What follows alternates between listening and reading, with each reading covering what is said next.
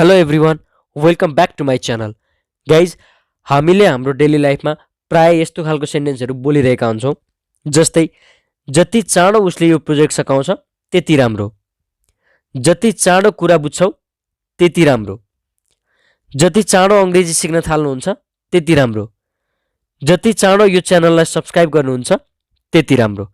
So guys, यस्तो खालको सेन्टेन्सहरू हामी हाम्रो डेली लाइफमा प्राय दिनहुँ बोलिरहेका हुन्छौँ। तपाईँहरूले रिलेट गर्न सक्नुहुन्छ आफ्नो डेली लाइफसँग। अब यो चारवटै सेन्टेन्सहरूमा एउटा कुरा कमन छ, त्यो के हो भन्दा जति चाँडो त्यति राम्रो, जति चाँडो त्यति राम्रो। सो यस्तो खालको सेन्टेन्सहरूलाई हामीले अब डेली लाइफमा बोल्नको लागि होइन, सो स्पिकिङ इङ्ग्लिसमा बनाउनको लागि चाहिँ हामीले एउटा स्ट्रक्चर युज गर्नुपर्ने हुन्छ र त्यो स्ट्रक्चर छ the sooner the better, the sooner the better. अब यो द सुनर डर छ नि हो, त्यहाँ चाहिँ अरू केही कुरा हुन्छ अनि फेरि लास्टमा द बेटर हुन्छ है त। सो अब द सुनर द बेटरको नेपालीमा चाहिँ अर्थ के हुन्छ भन्दा जति चाँडो त्यति राम्रो, जति चाँडो कुनै पनि काम गर्यो त्यति नै राम्रो भन्न खोजेको। यसको मतलब के हो भन्दा एज क्विकली एज पोसिबल, के सम्भव भएसम्म छिटोभन्दा छिटो गरेको राम्रो भन्न खोज्यो नि। सो जति चाँडो गर्यो त्यति राम्रो, यसको सेन्सलाई हामीले बुझेर डेली लाइफमा सेन्टेन्सहरू बनाउँछौँ, इङ्ग्लिसमा बोल्छौँ।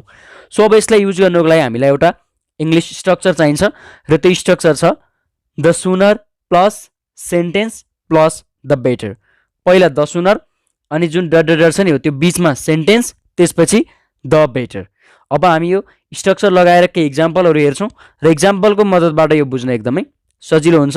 त्यति गाह्रो टपिक होइन, एकदम सजिलो एडभान्स स्ट्रक्चर हो। तर धेरै साथीहरूलाई चाहिँ यसको बारेमा थाहा छैन अनि यसको कसरी युज गर्ने भन्ने कुरा थाहा छैन, त्यस कारणले गर्दाखेरि उहाँहरूले चाहिँ अङ्ग्रेजीमा बोल्न सक्नुहुन्न, जुन कुरा आफ्नो मनमा नेपालीमा उब्जिन्छ क्या। सो आफ्नो मनमा उब्जेको सबै कुराहरूलाई अङ्ग्रेजीमा बोल्नको लागि हामीले यस्तो खालको स्ट्रक्चरहरू सिक्नुपर्छ र एकदम सजिलै स्ट्रक्चर छ यो, कुनै पनि गाह्रो, एकदम बेसिकभन्दा बेसिक इङ्ग्लिस सिक्ने साथीहरूलाई पनि यो त्यति गाह्रो हुँदैन है त। सो अब हामी इक्जाम्पलबाट छौँ। इक्जाम्पल छ जति चाँडो उसले यो प्रोजेक्ट सकाउँछ त्यति राम्रो। यसको मतलब के हो, सकेसम्म उसले यो प्रोजेक्ट चाहिँ चाँडो सिद्धाएको राम्रो, सम्भव भएसम्म छिटो सिद्धाएको राम्रो भन्न खोजे होइन। सो जति चाँडो उसले यो प्रोजेक्ट सकाउँछ त्यति राम्रो। अब यसको इङ्ग्लिस ट्रान्सलेसन के हुन्छ, स्ट्रक्चर अनुसार द सुनर he कम्प्लिट्स this project the better, the सुनर he कम्प्लिट्स this project the better. अब जति चाँडो त्यति राम्रो भन्नको लागि के छ, द सुनर द बेटर छ अनि उसले यो प्रोजेक्ट सकाउँछ, बिचमा एउटा सेन्टेन्स छ नि होइन हो। अब यो सेन्टेन्स चाहिँ हाम्रो तल के छ, he completes this project। So पहिला द सुनर र द बेटरको बिचमा एउटा सेन्टेन्स छ he completes this project। कुन काम चाहिँ चाँडो गर्दा राम्रो हुन्छ त्यो कुरा चाहिँ हाम्रो बिचमा सेन्टेन्सको ठाउँमा हुन्छ है त। सो अब यही स्ट्रक्चर लगाएर अरू पनि हामी केही सेन्टेन्सहरू हेरौँ, त्यहाँबाट अझै धेरैभन्दा धेरै बुझ्न सजिलो हुन्छ। नेक्स्ट इक्जाम्पल, जति चाँडो कुरो बुझ्छौ त्यति राम्रो। हामी डेली लाइफमा कतिपटक बोल्छौँ, तपाईँहरूले रिलेट गर्न सक्नुहुन्छ। जति चाँडो कुरो बुझ्छौ त्यति राम्रो भन्नको लागि इङ्ग्लिसमा अब the sooner you understand the matter the better, the sooner त्यसपछि you understand the matter the better. तिमीले जति चाँडो कुरो बुझ्छौ त्यति राम्रो, जति छिटो कुरो बुझ्छौ त्यति राम्रो भन्न खोजेको। अब यसमा नेपालीमा त तिमी त तपाईँ केही भनेको छैन, तर इङ्ग्लिसमा यु प्रयोग गरेका छौँ हामीले। मतलब हामीले कसैसँग जति चाँडो कुरो बुझ्छौ त्यति राम्रो भनेको त तिमीले, तैँले, तपाईँले जे भने पनि आखिर कुरा एउटै हो नि।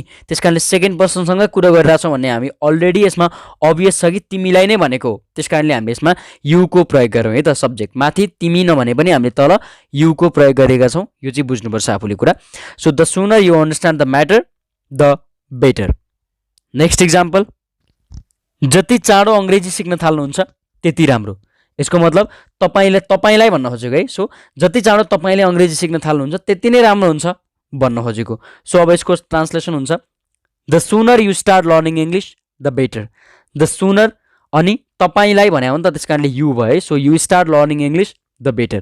अनि यसमा जुन यो स्टार्ट लर्निङ छ नि, स्टार्ट पछि आउने भर्ब जहिले पनि के हुन्छ, आइएनजी फर्ममा हुन्छ, त्यही भएर स्टार्ट लर्निङ भयो। अनि हाम्रो यसमा मेन भर्ब चाहिँ स्टार्ट हो है, थाल्ने कुरा भएको छ नि त, त्यस कारणले you start learning English the better.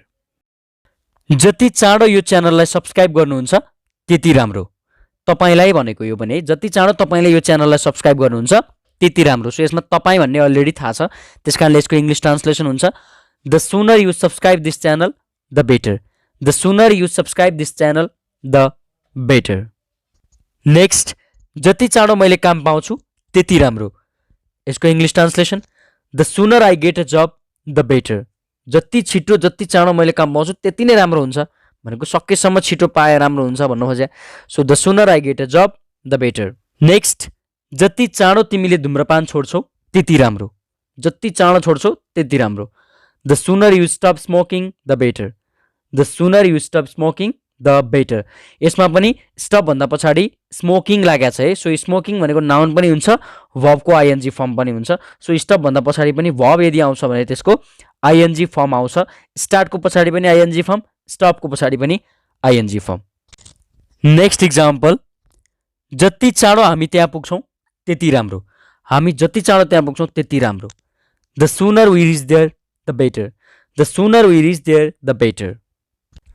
जति चाँडो आफ्नो बानी सुधार्छस् त्यति राम्रो। यसको मतलब तैँले जति चाँडो आफ्नो बानी सुधार्छस् त्यति राम्रो। के हाम्रो कुनै साथीको बानी एकदम खराब छ भने हामी यसरी भन्छौँ नि। अब यसको English translation, the sooner you मेन्ड your habits the better. The sooner you मेन्ड your habits the better. मेन्ड भनेको सुधार्नु। तिनीहरूले जति चाँडो मेरो पैसा फिर्ता दिन्छन् त्यति राम्रो। जति छिटो मेरो पैसा फिर्ता दिन्छन् त्यति राम्रो हुन्छ।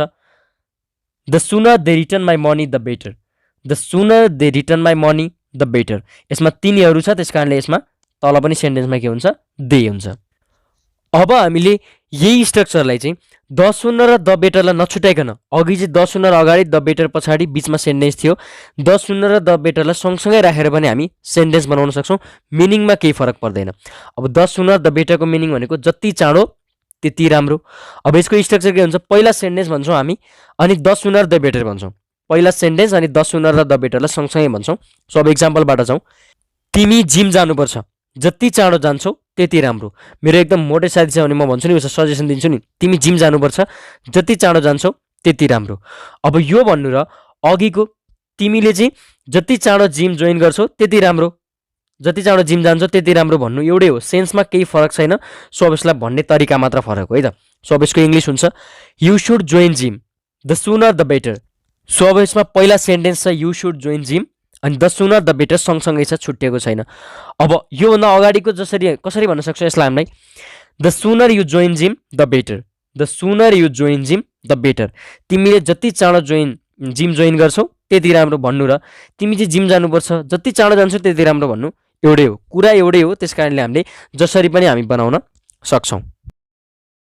यहाँबाट भागिहालौँ, जति चाँडो भाग्छौँ त्यति राम्रो। म भनिरहेको छु कि यहाँबाट हामी भागिहालौँ, जति चाँडो भाग्छौँ त्यति राम्रो। अब यसलाई अर्को तरिकाले त हामी यहाँबाट जति चाँडो भाग्छौँ त्यति राम्रो भन्न पनि सकिन्छ। सो भन्ने कुरा मात्र फरक हो, सेन्स एउटै हो है त। अब यसको इङ्ग्लिस हुन्छ, let's run away from here. यहाँबाट भागिहालौँ, let's run away from here the sooner the better. जति चाँडो भाग्छौँ त्यति राम्रो, जति चाँडो त्यति राम्रो भन्नको लागि द सुनर द बेटर। अब यसलाई अर्को तरिकाले कसरी भन्न सकिन्छ, the sooner we run away from here the better. The sooner we run away from here the better. तर यहाँबाट भागिहालौँ भनेर भन्नु पऱ्यो भने चाहिँ let's run away from here अनि द सुनर द बेटर। अब लास्ट इक्जाम्पल छ, आफ्नो पाठ दोहोऱ्याउन सुरु गर। मतलब तिमी आफ्नो पाठ दोहोऱ्याउन सुरु गर, जति चाँडो दोहोऱ्याउँछौ गर्छौ त्यति राम्रो। अब यसलाई इङ्ग्लिसमा भन्दा, स्टार्ट रिभाइजिङ योर लेसन। आफ्नो पाठ दोहोऱ्याउन सुरु गर, पहिला हाम्रो सेन्टेन्स आयो द सुनर द बेटर। जति चाँडो गर्छौ त्यति राम्रो। अर्को तरिकाले भन्दा, the sooner you start revising your lessons the better. The sooner you start revising your lessons the better. आफ्नो पाठहरू चाहिँ हुन्छ नि जति चाँडो दोहोऱ्याउन सुरु गर्यौ त्यति राम्रो, तिम्रो इक्जाम आइसक्यो त्यति नै राम्रो हुन्छ, चाँडै दोहोऱ्याउन सुरु गर भन्नु खोजेको। सो अब यसरी चाहिँ हामी के गर्न सक्छौँ, यो द सुनर द बेटरको युज गर्न सक्छौँ। हामीले यही सेन्स ल्याउनको लागि त हामी अरू तरिकाबाट पनि भन्न सक्छौँ। तर यदि हामीले यस्तो स्ट्रक्चर जाने भने चाहिँ ठ्याक्कै जस्तो नेपालीमा हामीले हाम्रो मनमा उब्जिन्छ नि त्यस्तै हामी इङ्ग्लिस बोल्न सक्छौँ क्या। सो नेपालीमा जस्तो बोल्छौँ त्यसै गरी हामी फ्लुएन्टली इङ्ग्लिस बोल्ने र त्यही सेन्स ल्याउनेको लागि इङ्ग्लिस सिक्ने हो भने चाहिँ हामीले यस्तो स्ट्रक्चर सिक्नु आवश्यक छ। सो मैले आज 10-12वटा इक्जाम्पल सहित तपाईँहरूलाई द सुनर द बेटरको युज सिकाएँ, यिनीहरूलाई सँगै राखेर युज पनि सिकाएँ, यिनीहरूलाई छुट्याएर पनि कसरी युज गर्ने सिकाएँ। अब बाँकी काम भनेको तपाईँहरूको भिडियो हेरिसकेपछि हुनसक्छ एकचोटि हेर्दा गाह्रो लाग्यो भने दुईचोटि पनि हेर्न सकिन्छ, सो भिडियो 3चोटि पनि हेर्न सकिन्छ। जब भिडियोलाई राम्रोसँग हेरिन्छ त्यसपछि भनेको प्र्याक्टिसको मात्र काम हो, किनभने प्र्याक्टिस नगरिकन चाहिँ यो हाम्रो त्यो रगतमा बस्दैन क्या। त्यस कारणले हामीले प्र्याक्टिस एकदम धेरै गर्नुपर्छ। धेरैभन्दा धेरै सेन्टेन्सहरू आफ्नै अरू अरू सेन्टेन्सहरू पनि बनाउनु होला। अनि यहाँ मैले सकेसम्म धेरैभन्दा धेरै इक्जाम्पलको मद्दतबाट तपाईँहरूलाई बुझाउने कोसिस गरेको छु। सो गाइज अब पाला आउँछ तपाईँहरूको लागि केही होमवर्कको। सो अब यहाँ दुईवटा सेन्टेन्स छ तपाईँहरूको लागि होमवर्क। उसले जति चाँडो लाइसेन्सको परीक्षा पार गर्छ त्यति राम्रो। चाँडोभन्दा चाँडो लाइसेन्सको परीक्षा पार गरेको राम्रो भनेको। अर्को, जति चाँडो उनीसँग कुरा गर्न छोड्छौ त्यति राम्रो। उनीसँग जति चाँडो कुरा गर्न छोड्छौ त्यति राम्रो। सो यो दुईवटा सेन्टेन्सलाई तपाईँहरूले इङ्ग्लिसमा ट्रान्सलेट गरेर, यो स्ट्रक्चर लगाएर इङ्ग्लिसमा ट्रान्सलेट गरेर कमेन्ट सेक्सनमा लेख्नु होला। म त्यहाँ चेक गरेर तपाईँहरूको सही छ वा छैन तपाईँहरूलाई रिप्लाई गर्नेछु। ओके गाइज, आजको भिडियो कस्तो लाग्यो? यदि भिडियो मन पर्यो भने प्लिज भिडियोलाई लाइक, कमेन्ट र सेयर गर्नुहोला। अनि मेरो युट्युब च्यानल इङ्ग्लिस साधनालाई सब्सक्राइब गरी साइडमा रहेको बेल आइकनलाई दबाएर अल नोटिफिकेसनमा क्लिक गर्नुहोला, ताकि यस्तै इम्पोर्टेन्ट महत्त्वपूर्ण भिडियोहरू कुनै पनि तपाईँहरूको नछुटोस् र मैले भिडियो अपलोड गर्ने बित्तिकै तपाईँहरूलाई नोटिफिकेसन आओस्। अब नेक्स्ट भिडियो लेक्चरमा यस्तै महत्त्वपूर्ण टपिक लिएर फेरि आउनेछु। त्यति बेलासम्मको लागि बाई।